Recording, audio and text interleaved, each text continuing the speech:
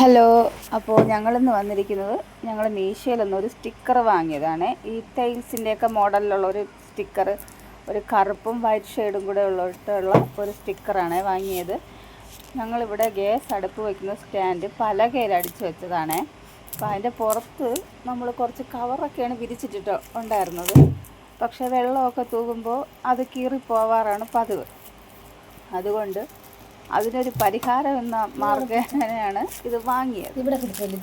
അപ്പോൾ എന്തായാലും നമുക്ക് നോക്കാം ഇതൊന്ന് ഒട്ടിച്ച് ക്ലിയർ ആവുമോ എന്നുള്ളത്. ഇവിടെയാണ് ഒട്ടിക്കുന്നത്. അപ്പോൾ ഇത് പലകയായതുകൊണ്ട് ഒട്ടി വരാൻ അല്പം ബുദ്ധിമുട്ടുണ്ട്. എന്നാലും കുഴപ്പമില്ല, നമ്മളിത് ഫിനിഷ് ചെയ്തെടുത്തിട്ടുണ്ട്.